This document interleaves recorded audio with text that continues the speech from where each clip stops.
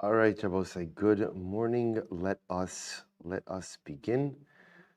I want to begin by thanking Colin Akiva Kovacs and Ruven Vanik for giving the shir over the last couple of days. Also to thank our sponsors, our Talmud Torah sponsors for the month of Elul. To thank Avraham Shaindy Kelman for dedicating and sponsoring all the shiur and drashos this month in memory of their parents. May the neshamas have an aliyah and the family in nechama. And with that, let us begin. Incredible daf ahead of us today. Today's daf is Mem Aleph. We are picking up 3 lines down from the top. Mem Aleph, Mem Aleph, 41a. Amar Rav Ashi. So Rav Ashi comes along and says as follows: Machlokes bepri rishon, ava bepri sheni divrei hakol bein derech mekach, bein derech mekach, bein derech chilos. So we'll say so. Just a little bit of Rav Ashi's coming along and commenting on the machlokes Rabbi Elazar and Rabbi Yochanan in yesterday's daf. So if you remember again, on the top of Mem Amud Beis yesterday, we had an interesting machlokes about how to go ahead and deal with produce that has Shemitah sanctity. Rabbi Elazar said, Ein shvius mischaleles ela derech mekach. So Rabbi Elazar said that you can only deconsecrate Shemitah via a mekach, via some type of sale. There has to be some type of transactional mechanism in order to deconsecrate Shemitah. Rabbi Yochanan said, Bein derech mekach, bein derech chilo. Rabbi Yochanan on the other hand said, no, it could be a sale, or it could be general deconsecration, right? Deconsecration we have in many different situations where an item possesses sanctity, but it doesn't have to be a sale. Fine, that was the machlokes, and again, Rabbi Elazar and Rabbi Yochanan both proved their respective shitas in the Gemaras that followed. Come along, Rav Ashi, and Rav Ashi says that machlokes is only what we call pre-rishon. Now let's say, what's pre-rishon? Pre-rishon means the actual Shemitah produce. That's where there's a machlokes. How do you deconsecrate actual Shemitah produce? Rabbi Elazar will say it has to be through a sale, and Rabbi Yochanan will say it can be through a sale or it can be through regular deconsecration. Aval, but pre-sheni, when it comes to pre-sheni, and I will say now what's pre-sheni? If you look at Rashi, Rashi calls pre-sheni dmei shvius, But if you have Shemitah proceeds, what are Shemitah proceeds? Very simple. I paid money for Shemitah produce. That's Shemitah proceeds. Or I sell, right? Or I better yet, I sell Shemitah produce and now I have proceeds. That's pre-sheni. When it comes to pre-sheni, divrei hakol bein derech mekach bein derech chilo. So Rashi comes along and says the machlokes is only with the initial actual Shemitah produce. When it comes to pre-sheni, Shemitah proceeds, everyone agrees you could deconsecrate Shemitah proceeds either through a purchase or through regular deconsecration. But 1 second, in the Brisa that we saw in yesterday's daf, right? There was sound like a little bit like Chagadia, right? You go ahead and you sell this for this, and you sell this for this. It used the lashon of mekach, of sale, to which the Gemara says, I did the tani reisha lakach, tani nami seifa lakach. That's only to preserve some level of symmetry. Since the first case was the case, or the first stage was a stage of a sale, so it used the terminology of sale in each of the subsequent steps as well. So Ravina raises a question to Rav Ashi. So Ravina raises the following case as a question on Rav Ashi. Listen to this. If someone has a coin that has Shemitah sanctity, right? So a seller that is vested with Shemitah sanctity. And what happens? But I want to buy a shirt with it. So the problem is, of course, money vested with Shemitah sanctity has Shemitah sanctity, and I can't just go to the store and buy a shirt with it. So what do? You should go to a shopkeeper who you have a connection with. Right? Go to a shopkeeper who you have a relationship with. And you say the following to the shopkeeper. Taimli b'sela peros. So listen to this case. I have the coin, I have a seller that is vested with Shemitah sanctity. I want to buy a shirt. A regular shirt, with that money. I can't because the money is vested with Shemitah sanctity. So what do? I have to deconsecrate the money. How do I deconsecrate the money? I go over to a shopkeeper who I have a relationship with. You'll see why I need a relationship in this type of situation. I go to a shopkeeper I have a relationship with, and I say to him, V'omer lo, taimli sela beperos. Do me a favor, I want to buy a sela worth of fruit. Okay, so he gives me a sela's worth of fruit. V'no lo, and I go ahead and I give him, he gives me a seller worth of fruit, and then I give him he gives me the fruit. The choser va'omer hare pelos. So now what happens? We'll say stage one. He gives me the fruit, I give him the seller. Good, pretty straightforward so far. Now watch this. So now I have the fruit, he has the seller. The choser va'omer so we'll say, so remember again, what happens in that moment?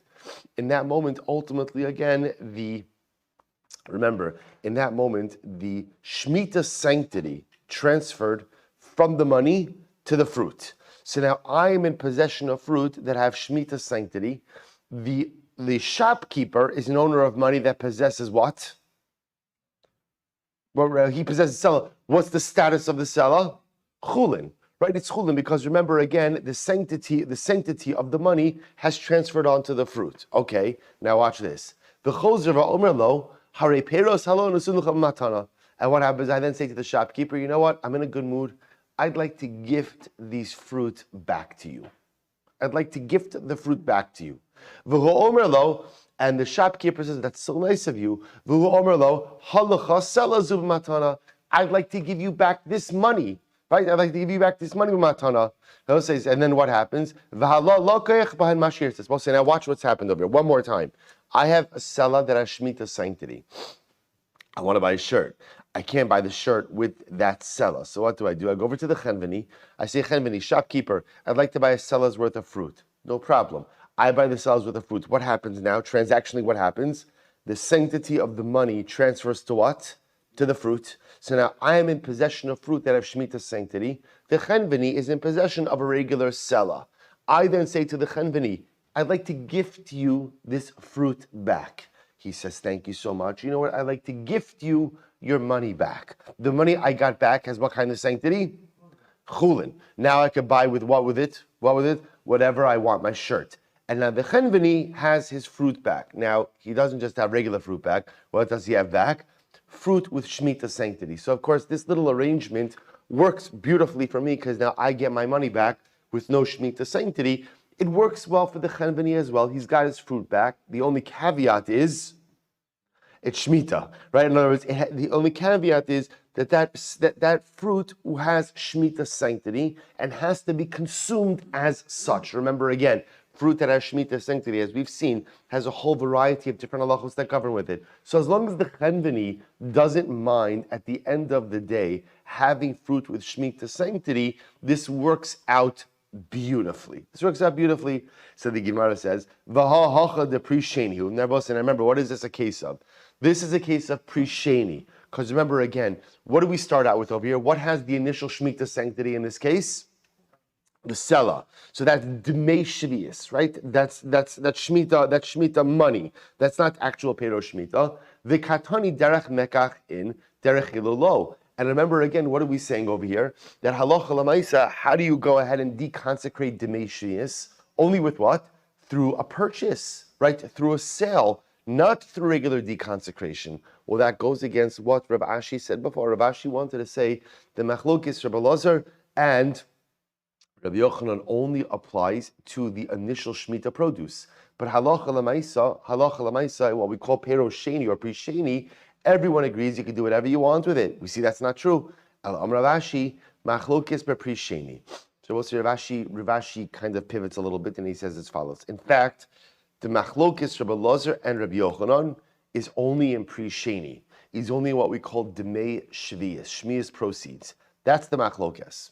Aval b'pri rishon, when it comes to initial Shemitah produce, divrei hakol derech mekach in derech chilul lo. When it comes to pri rishon, we'll say everyone agrees that Shemitah could only be deconsecrated derech mekach, through a sale, or we'll call it through a transaction, but not through regular deconsecration. I v'had diktani echad shvius ve'echad meiser sheni. But 1 second, when the Mishnah said both shvius and meiser sheni produce, my shvius demei shvius.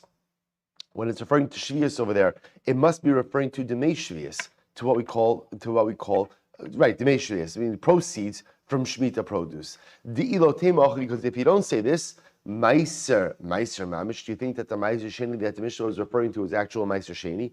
V'haksiv v'tzarta kesef biyadecha.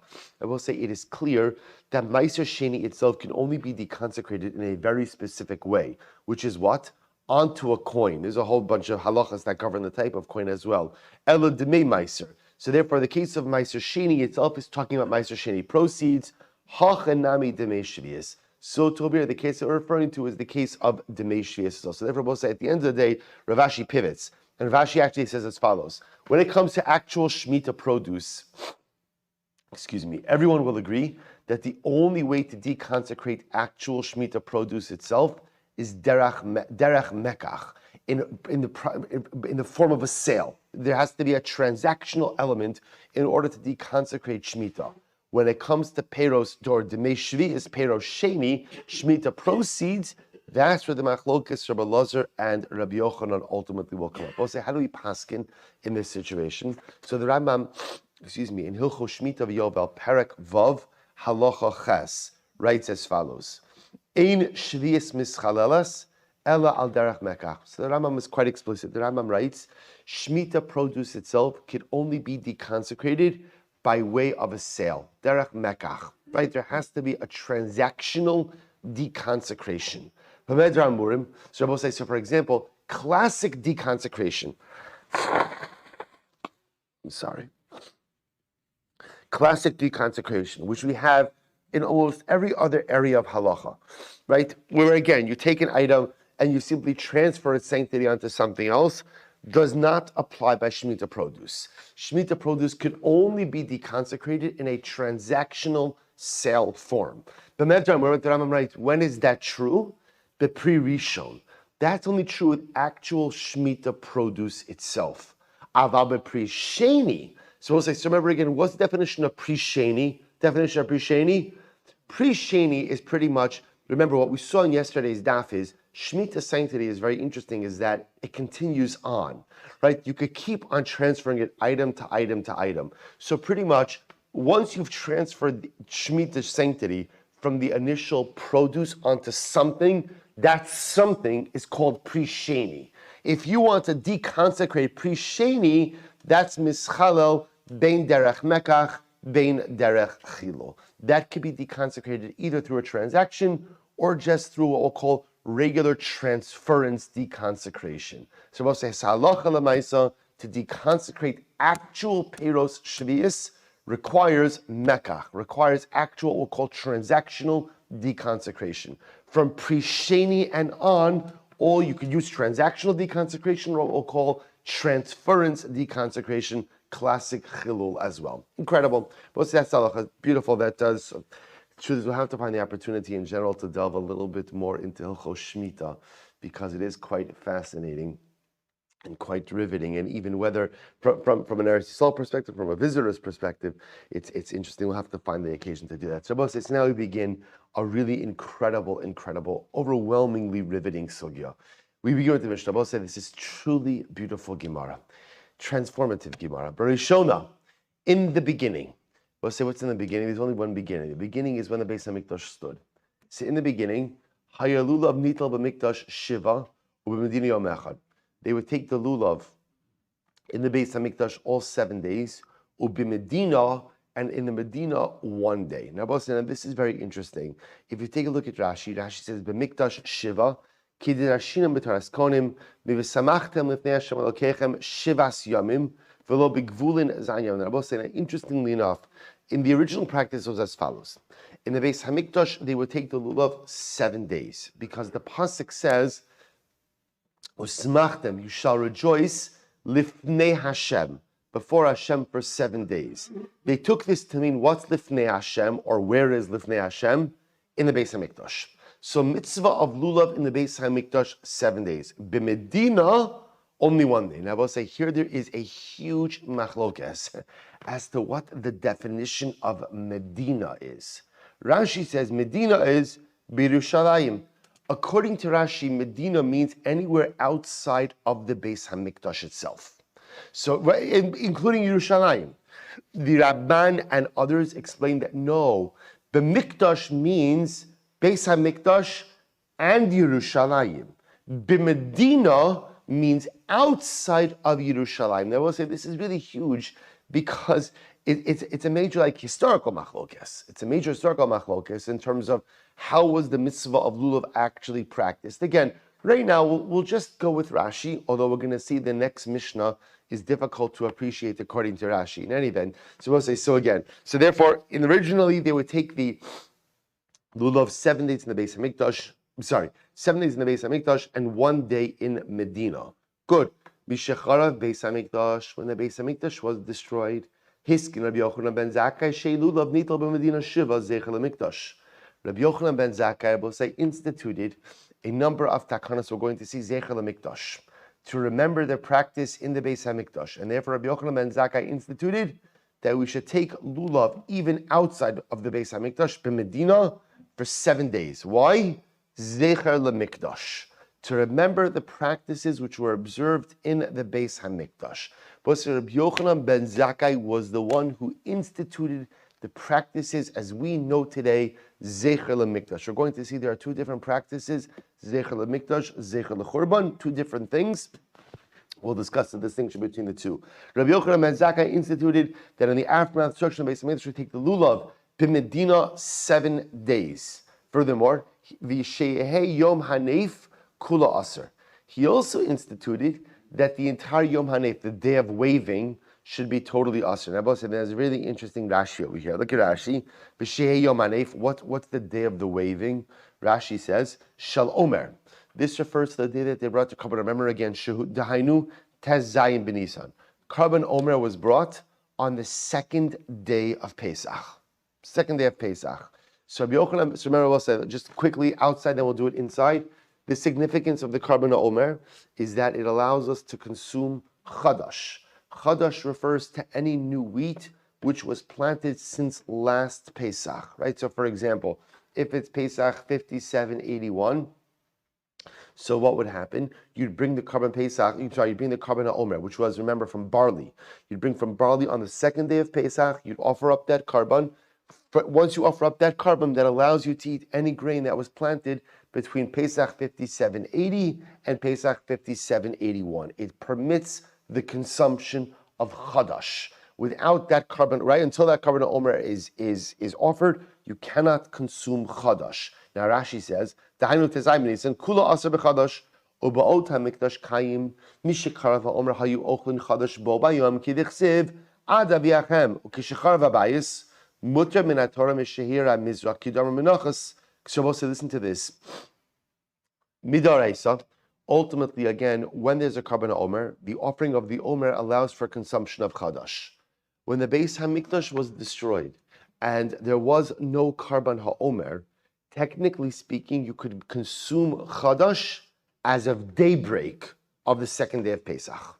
As soon as daybreak comes, you could consume chadash. Now, the Rashi goes through this. Where do we know that? From Kedar Menachos, Kasav Echad Omer ad Etzam Hayom Hazeh, Dahainu Heir HaMizrach, the Kasav Echad Omer ad Aviachem. We have a contradiction in Psukim. One pasuk indicates, again, that you can consume chadash as of daybreak on day number 2. The other pasuk says you have to bring the Karban Omer. How do we reconcile the two? HaKetzad, Bizman Di'ika Omer ad Aviachem. When ultimately, again, when there's a Beis Hamikdash, you're bringing the Karban Omer, you can't eat chadash until you bring the Karban. Ubizman deleka Omer ad etzem. And ultimately, when there is no Karban Omer, you could eat chadash already as of daybreak. Va'as Rabbi Yochanan ben Zakkai aleim kalayim k'difar. So again, takana number 2 is that Rabbi Yochanan ben Zakkai said as follows: once the Beis Hamikdash was destroyed, even though technically you should be able to consume chadash as of when? When there's no Beis Hamikdash, as of when? Daybreak. Rabbi Yochanan ben Zakkai said no. You cannot consume chadash the entire 2nd day of Pesach, but rather you must actually wait until the 17th day of Nisan, the 3rd day of Pesach, in order to consume chadash. Why he legislated that, we will see. Ultimately, good. So we'll say, so the Gemara says as follows. Let's say, I'll just point out something absolutely amazing. Actually, let's go a little bit weiter and then I'll come back to it. Minolan dav dinan zeichel lemikdash. So the Gemara says, from where do we know that we do Zecher Lemikdash? Rabbi say that at the end of the day, Rabbi Yochanan ben Zakkai instituted a practice that we should take the lulav 7 days, Zecher Lemikdash. From where do we know that we institute practices zecher lemikdash. From where do we know? So the Gemara says, Rabbi Yochanan Amar Kra. The pasuk says as follows: Ki ela aruch alach. The Gemara over quotes the pasuk from Yirmiyahu. Ki ela aruch alach u'makosayach erpaich nu'um Hashem kinidachu kara'u lach. The Josh is reading from this last pasuk.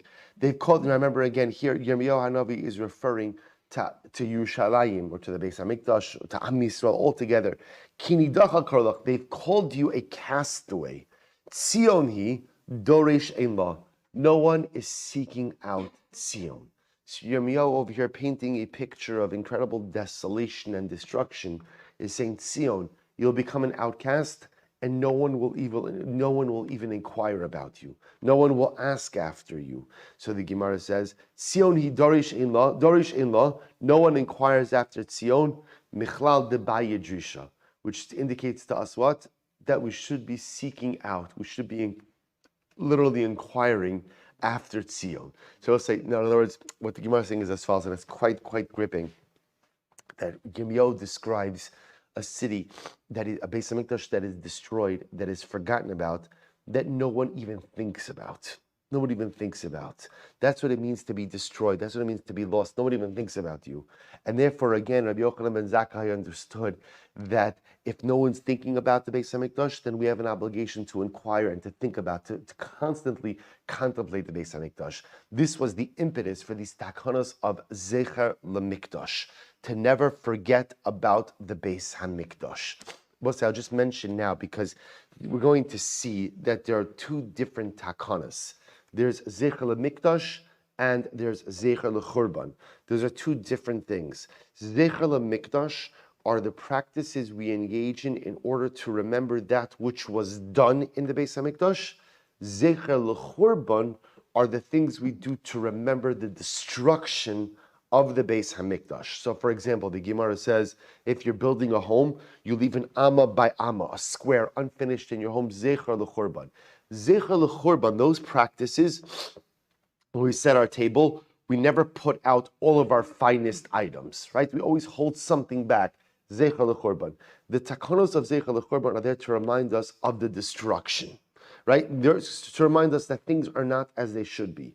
Zecher Lemikdash are practices in order to cause us to anticipatorily pine for the rebuilding of the Beis Hamikdash. They serve two different purposes. Zecher Lechurban is to get us to mourn over that which has been lost. Zecher Lemikdash is to get us to yearn for that which we want back. So again, just pointing out over here, you'll even notice that the lashon over here is not Zecher Lechurban in the Mishnah.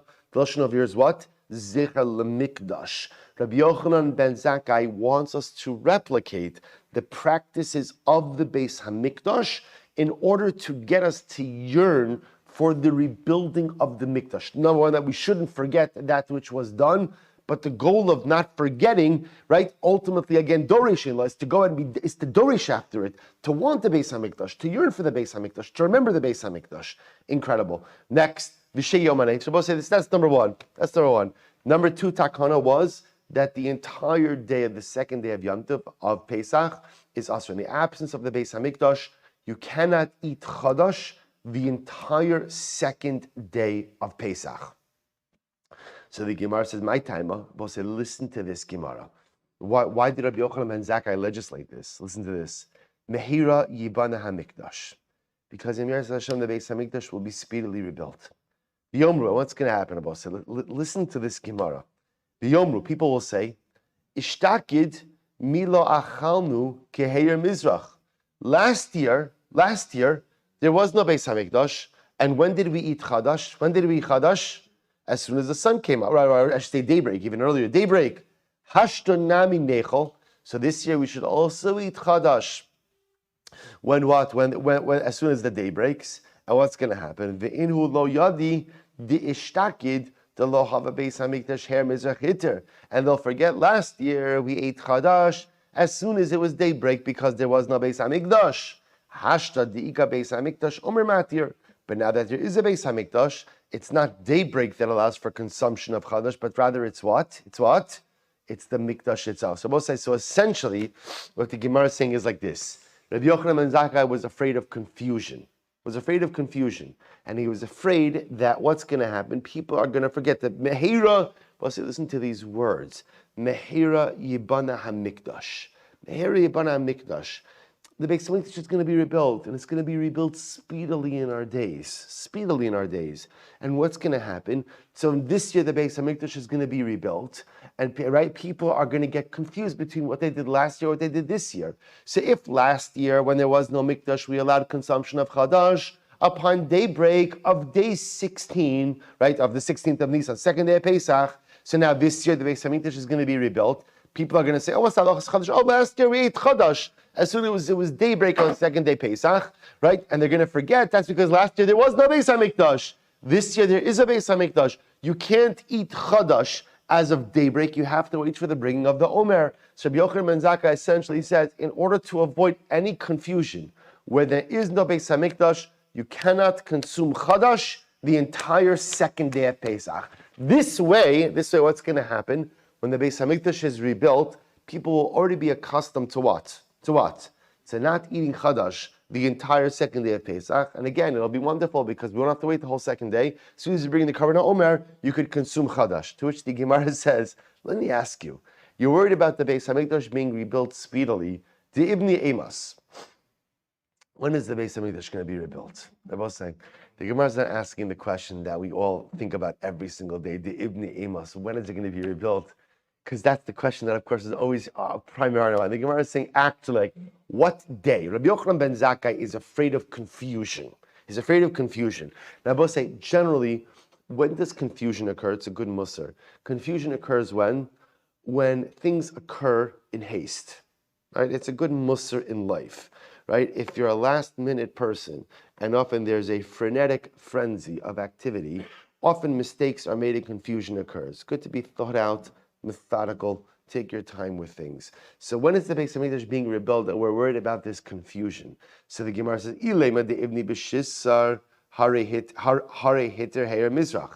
If you're going to say the Beis Hamikdash is being rebuilt on the second day of Pesach, well, again, once dawn comes on day number 2 of Pesach and there is no Beis Hamikdash, what's the halacha? Chadash is mutter as of daybreak. Ela de Ibni B'Chamesar Ela de Ibni B'Chamesar. So let's listen to this. Maybe the Beis Hamikdash is being rebuilt on the 15th. Now this is fascinating because what is the 15th of Nisan? What is the 15th? Yom Tiv, right? So apparently the Gemara takes possibly that the Beis Hamikdash could be rebuilt on the 15th of Nisan, on Yom Tiv. Well, if that's the case, the most you should do is what? Is go ahead and aser Chadash only up until midday of the 16th. You don't have to aser the entire day. If the Beis Hamikdash is going to be rebuilt on the 15th, that gives people a little bit of time to recognize what's going on. Aser it half a day on the 16th, not a whole day. The Hatnan, because we learned Haracholkim Mutar Mechatzos Hayomul Ha'alon Lefishein Beis Din Misatzl, because Rabbi Silber Gemara says that when the Beis Hamikdash stood, and they used to go ahead and offer up the Karban Omer, you never had to wait more than half day, more than until Chatzos, to consume Chadash. Why? Because again, the Kohanim were very diligent about their avodah, and it was more than half of the day never went by without the Karban Omer being offered up. So the Gemara says, Lo tzricha di ivni balayla. No, what do we have to be concerned about? Maybe where the Beis Hamikdash was built the night of the 16th. It was built the night of the 16th. So, if you could imagine, if it was built the night of the 16th, so what could happen? Or right before sunset of the 15th going into the 16th. The Gemara is painting a picture over here of a Beis Hamikdash that's literally being built either the night of or right before the second day of Pesach. In which case, again, you could understand there would be some confusion about what's going on. People might end up assuming, just like last year, we ate Chadash as of daybreak. So to this year, we could eat Chadash as of daybreak as well, without realizing last year we didn't have a Beis Hamikdash. This year we did have a Beis Hamikdash. Therefore, Rabbi Yochanan ben Zakkai says, in order to go ahead and avoid any confusion, halacha l'maisa, second day of Pesach, can't eat Chadash at all. Now, both saying, now I know what you're thinking. How does the Gemara entertain the possibility that the third Beis Hamikdash is being built on Yom Tov, right? Because after all, again, we have a general cloud that the Beis Hamikdash is not built on Shabbos and Yom Tov. After all, again, remember the building of the Beis Hamikdash ultimately, again, requires malacha. How are we building the Beis Hamikdash on the second day of Yom Tov? Take a look at Rashi. This is incredible. Rashi says over here, Inami, it's 4 lines up from the bottom. I'll say this is incredible. The Ivni bechamisar, samach l'shkias achama, v'hihi, v'kasha, debalayla enonivna. So first of all, Rashi points out we have another klal that the Beis Hamikdash is not built at night. The kaimalon b'shvuas, the ein binyan Beis Hamikdash balayla, the chsiv ubiyom hakim, v'lo bechamisar sheyom tiv. The kaimalon b'shvuas, the ein binyan Beis Hamikdash doche yom tiv. So Rashi has 2 questions. Number 1, we have a cloud Beis Hamikdash is not built at night. Number two, Beis Hamikdash is not doche yom tiv. We'll say, get ready for this, Rashi. Haimi mili, binyan habonui bide adam. That only applies to a structure built by man. That you can't build it at night and you can't build it on yom tiv. Aval mikdash ha'asid sha'anu mitzapin, banui umuschlohu, umushchohu yigala v'yavo mishamayim. Rashi says the third Beis Hamikdash is going to come down fully intact from Shamayim. Shneimar mikdash Hashem konanu yadecha. I will say, isn't this absolutely incredible? So Rashi says there is no kasha about building the third mikdash, the third Beis Hamikdash at night. There is no kasha about going in and building the third Beis Hamikdash on Yom Tov, because we're not building the third Beis Hamikdash. The third Beis Hamikdash descends whole, fully intact, fully complete, from Shamayim right onto Har HaBayis. Isn't this absolutely incredible? So you understand, of course, this happens to be a major machlokes about what the status of Mikdash Shlishi is going to be. Is it going to be something we build, or is it going to be something that comes down fully intact? Rashi says clearly it's going to come down fully intact. V'haraya, the Gemara entertains the possibility of a Beis Hamikdash on the second day of Yom Tov, on the Beis Hamikdash at night, which is a raya. Ultimately, again, that's what? That Allah Lamaisa, the third Beis Hamikdash comes down from Shaim fully intact. I just want to point out something so beautiful in the Lashon of Rashi. If you look at Rashi, Rashi's Lashon over here is, if you look at the second line, I think it's kedai to underline it. Rashi says, Aval mikdash ha'asid sha'anu mitzapin. The future mikdash that we're waiting for. I will say, isn't it incredible that we're waiting for the same thing that Rashi waited for? We're waiting for the same thing. Right, the same Bayis Shlishi that Rashi was waiting for, we're waiting for. The words that he wrote more than 1,000 years ago, are the same words that live on that live in our tongue, that live in our heart, live in our soul each and every day. Aval mikdash ha'asid sha'anu mitzapin. Right, Rashi's not talking about Bayis Rishon. He's not talking about Bayis Shin. He's talking about Bayis Shlishi. Rashi yearned for the same Beis Hamikdash that we yearn for. Isn't that absolutely incredible? We're going to talk more about that as soon as I get to the Mishnah. So the Gemara goes weiter. The Gemara says, Amar Rab Nachman bar Yitzchak, Amar Rab Yochanan ben Zakkai. I'm sorry, Amar Rab Nachman bar Yitzchak. Amar Rab Nachman bar Yitzchak. Amar Rab Yochanan ben Zakkai b'shitas Rabbi Yehuda Amar. Rabbi Yochanan ben Zakkai holds like Rabbi Yehuda. What does Rabbi Yehuda say? The Amar minat Torah hu aser.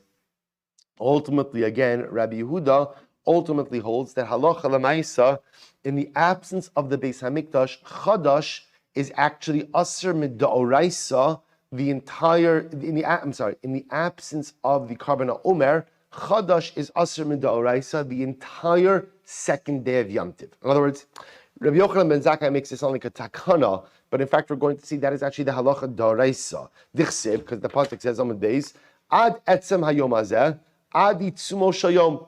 Interesting enough, the way Rabbi Yehuda darshans the phrase ad etzem hayom hazeh means until the entirety of this day. That the Torah is actually saying that in the absence of the Karban HaOmer, Chadash is biblically prohibited the entire second day of Yom Tov. V'kasaver ad v'ad bichlal. And he holds that ad means up until and including. Umisav lekavase, does Rabbi Yochanan ben Zakkai actually hold like that? V'hamaflik polygali. We see a machlokes tisanyo, mishecharav beis hamikdash, hiskin Rabbi Yochanan ben Zakkai shei yom hanef kula aser. When the Beis Hamikdash was destroyed, Rabbi Yochanan ben Zakkai legislated that the entire second day of Pesach should be aser for Chadash consumption. Amar lo Rabbi Yehuda, v'alo min haTorah hu aser. Rabbi Yehuda says, Rabbi Yochanan ben Zakkai, why do you have to legislate anything? There's a biblical prohibition. In the absence of the Karban Omer, mid'oraisa, Chodesh is aser the entire second day of Yom Tiv. So the Gemara says, ad etzel yom hazeh, ad itzumo shel yom. Rabbi Yehuda hu dekatoi. Rabbi Yehuda was the one who was making the mistake. How so? Hu savar midrabanan ka'amar, v'lohi mid'oraisa ka'amar. He thought that Rabbi Yochanan ben Zakkai was saying that this was an Isser D'Rabbanan, when in fact Rabbi Yochanan ben Zakkai was agreeing that this was an Isser D'Oraisa. Baha Hiskin Ka'amar, but it says Hiskin. Both said Lashon of Hiskin means what? Means what? Institute. Institute usually means what? In Isser D'Rabbanan. My Hiskin, what does it mean? Hiskin? Darash v'Hiskin. He darshened the pasuk, and ultimately again went ahead and essentially put things back or allowed things to revert to the initial biblical status. Remember again, Rabbi Yochanan ben Zakkai lived through the Churban, which means in the earlier parts of Rabbi Yochanan ben Zakkai's life, people were eating Chadash when? As soon as the Karban Omer was offered. Once the Beis HaMikdash was destroyed and there was not a Karban Omer, Darash v'Hiskin. He darshened the pasuk. What does the pasuk say? Ad etzem hayom hazeh, ad itzumo shel yom, ad va'ad bichlal, mid'oraisa. You can't eat chadash the entire day, the entire second day of Pesach, when there is no Karban Omer. Amad v'Hiskin. So he went ahead or darash v'Hiskin. Rabbi Yochanan ben Zakkai darshened the pasuk and established the halacha in accordance with the initial biblical law, namely that in the absence of the Karban Omer, halacha l'maisa, you can't eat chadash the entire second day of Pesach. And I will say that is indeed how we paskin today. I just want to point out something amazing, very, very, very quickly. If you go back to Amud Aleph for just a moment, Mem Aleph Amud Aleph, Tosis, Divrei HaMaschil v'Yeshaya Heyom Hanef Kula Aser. This is beautiful. So Tosis points out something fascinating. He says, Harbe Takanos Tikin Rabbi Yochanan ben Zakkai. Rabbi Yochanan ben Zakkai made many takanos. As I mentioned before, Rabbi Yochanan ben Zakkai was the one who created the concepts of Zecher l'Churban and Zecher l'Mikdash. So Rabbi Yochanan ben Zakkai made many takanos. Tosa says, Ela hanach tarti tikein yachad, lahachi tanahacha yom hanef agav grara. So what Tosa is bothered by is as follows. Why are these two takanas of the Mishnah mentioned together, right? Number one, they take lulav all 7 days outside of the Beis HaMikdash. And number two, that the entire second day of Pesach is Aser by Chadash. Why are these two things linked together? And by the way, throughout Shas, they're often linked together. Tosas asks in Menachos, they're not mentioned together. We'll leave aside Tosas' question. So why are they mentioned together? So Tosas gives a fascinating answer. Tosas says it's because halacha l'maisa, they were instituted together. Rabbi Yochanan ben Zakkai made these takanas at the same time. So because he made them at the same time, they are often mentioned together. I want to share with you something amazing. The Imrei Emes, the Ger Rebbe, says something dramatically beautiful. He said, listen to this. Listen to these words. The me'achar shetikin Rabbi Yochanan ben Zakkai takanas halul of Zecher l'Mikdash hayu ha'olam atzavim. The chayvan shutzach l'takin Zecher l'Mikdash muvan me'elav shagolos timoshech v'taroch harbe. So the Imrei Emes says as follows. When Rabbi Yochanan ben Zakkai instituted that we have to take the lulav for 7 days outside of the Beis HaMikdash, once the Beis HaMikdash was destroyed, people realized, what did that mean? That it was going to be a long galus.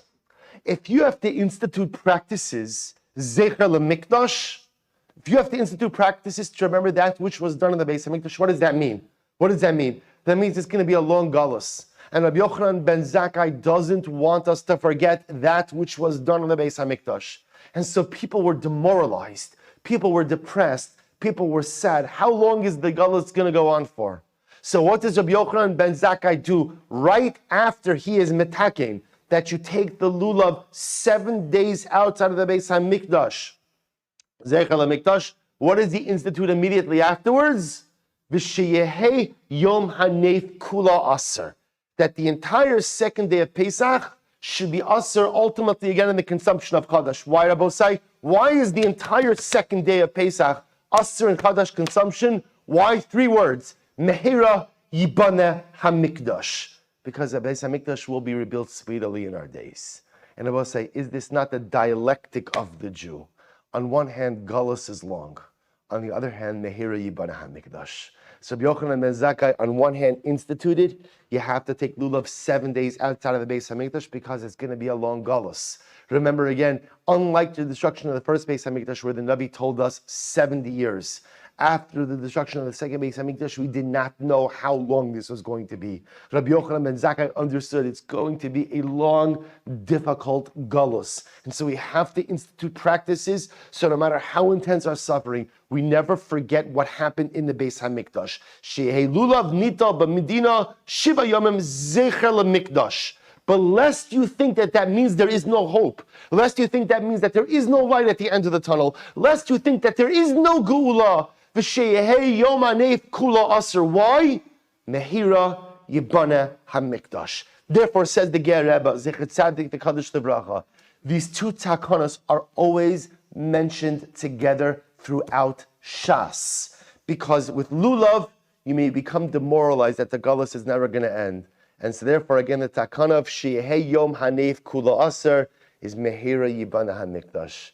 Galus is long, but the Beis HaMikdash could be rebuilt at any time. This is the dialectic of the Jew. I brace myself for the long journey, because I know it's going to be a long journey. But I also know that Geula, be it personal or national, could arrive at any moment. Incredible, I'll say. Incredible. Mishnah. Yom Tov Rishon Shel Chag. I will say, so continuing along. Now, here's what's also amazing, is we're reverting back now to that which was done in the Beis HaMikdash. You're going to see in just a moment. Yom Tov Rishon Shel Chag, Shechal Yos B'Shabbos. If the first day of Yom Tov fell out on Shabbos. Now, I will say, and I remember again, don't think about what we do contemporarily, because we have a different issue, what we call the Gzeira of Rabbah, but this is talking about what was initially done. Yom Tov Rishon Shel Chag Shechal Yos B'Shabbos. We'll say, remember again, Midoraisa, you take lulav and esrog on Shabbos, right? The only thing you have to be concerned about is what? Is carrying. So what would they do? Yom Tov Rishon Shel Chag Shechal Yos B'Shabbos, when the first day of Sukkot fell out on Shabbos, Kala Amolich Nes Lulavein LeBeis HaKnesses. Everyone would bring their lulav to shul. So I'll say, so remember again, we're going to see, this could refer to just in general, before the Gzeira of Rabbah. Remember again, we'll say the Gzeira of Rabbah is the Gzeira of Shema Yolichenu Dala Am B'Sushus Harabim. Lest you come to carry something, Dala Am B'Sushus. For example, this is the reason we don't read Megillah on Shabbos. Why is it that when Purim falls out on Shabbos, we don't go ahead and read Megillah on Shabbos? Why is that? Again, same concern that you may come to go ahead and carry something in Rosh Hashanah on Shabbos. In general, anytime you have a mitzvah which requires an object for its fulfillment, we write shofar, same idea, right? Anytime you require an object, Rabbah came along and said, you know what? Don't do it on Shabbos. We're concerned you may come to carry. So therefore, again, initially, before the Gzeira of Rabbah, what would people do? They'd bring their lulav to shul on Erev Shabbos. And what happens? Right? L'macharas, the next morning, mashkimin ubayin kol echad ve'echad. I'm sorry, mashkimin ubayin. The next morning, everybody would get up early, come to shul. And we'll say now what happens? And everybody would recognize their right. And I will say, here's what's interesting. Why would they come early to shul? Why would they come early to shul?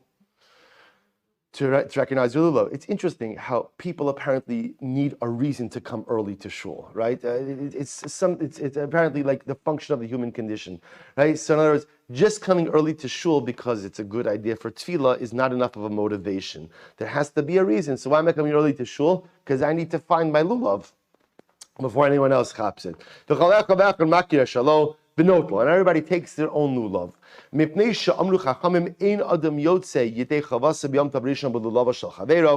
we'll say very simply, as we're going to see, we've discussed this already, on the first day of Yom Tov, you need your own lulav.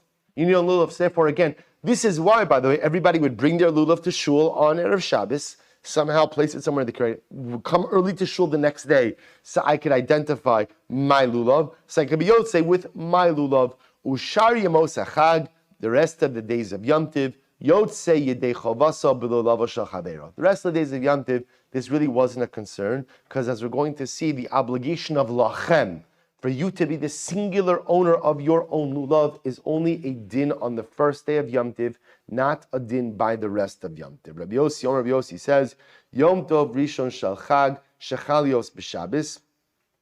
If the first day of Yom Tiv ultimately fell out on Shabbos, V'shachach v'otzias lulav l'reshus harabim. We'll say now, Rabbi Yossi described an interesting case. You didn't bring your lulav to shul on Erev Shabbos. You forgot, and now Shabbos morning you forgot again. And what did you do? You carried your lulav out into Reshus Harabim. So you violated the malacha of hotzah, of transferring an item from one domain to another domain. Rabbi Yossi says, Pater. Ultimately, again, you are Pater. Why? Mipnei shotzio bereshus. Because ultimately, again, you took it out with permission. Now, what does it mean you took it out with permission? You don't have permission to do that. Rashi says, shotzio bereshus mitzvah, she'utarid b'mitzvah, umechashev va'asuk umimaher la'asosa, umitoch kach ta, V'shachach shu Shabbos, v'kasaver Rabbi Yossi ta b'dvar mitzvah v'shagah b'dvar kares pater mikarban. So also we're going to Rabbi Yossi holds that halacha l'maisa you were misasek. Your misasek means you were actively involved with the commission of a mitzvah. You did not realize that that's what you were doing is wrong, and therefore ultimately again you are pater from bringing a karban for your infraction. Again, we'll see exactly what that means. Now again, obviously Rabbi Yossi is not saying it's mutter. Rabbi Yossi is just saying if you are misasik, actively involved and preoccupied with the performance of a mitzvah, sahalacha l'maisa, you are pater, you are exempt from karbanic liability. Says the Gemara Menahani Mili. Now we'll say now obviously the Gemara is describing a pretty intense process over here.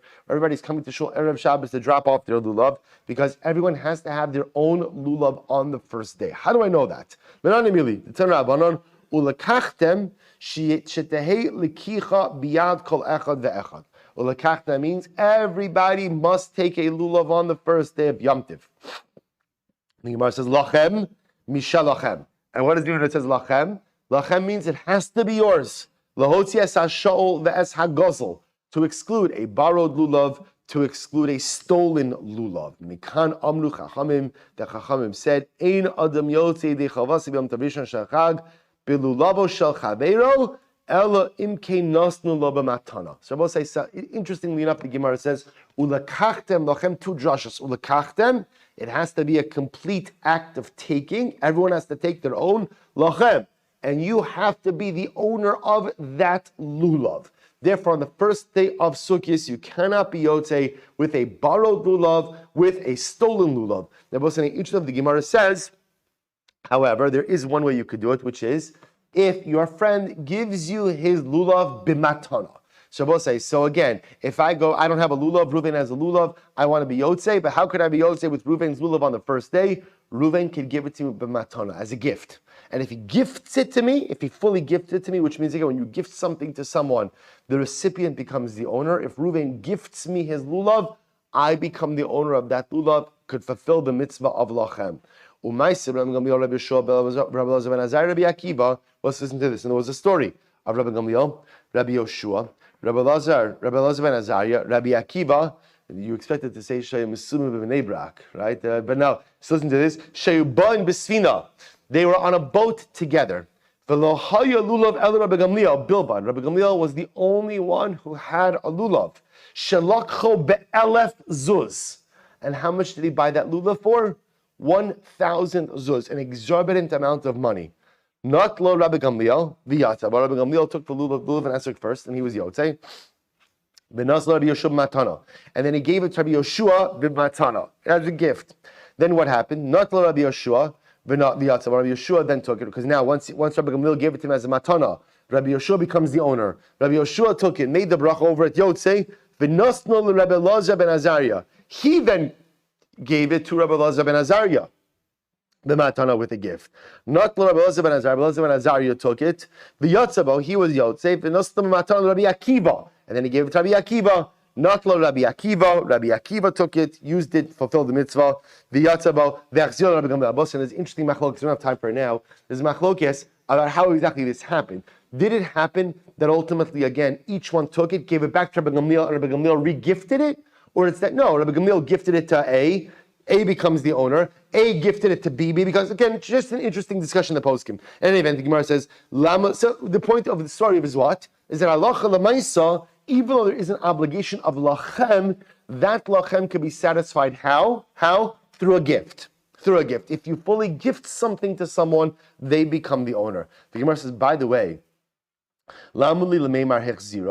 ultimately, again, why does it have to say he gave it back? Right? Why does it have to say he gave it back?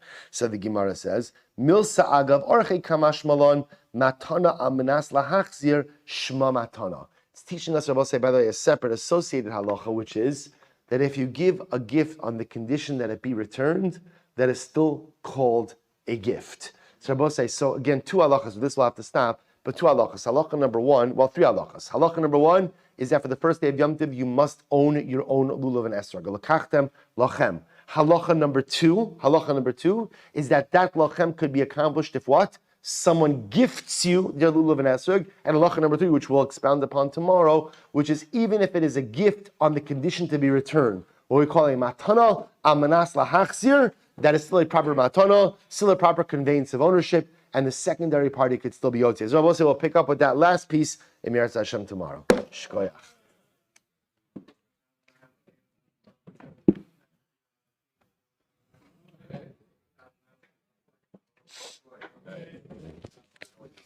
Why you need a cell phone? First thing, second day.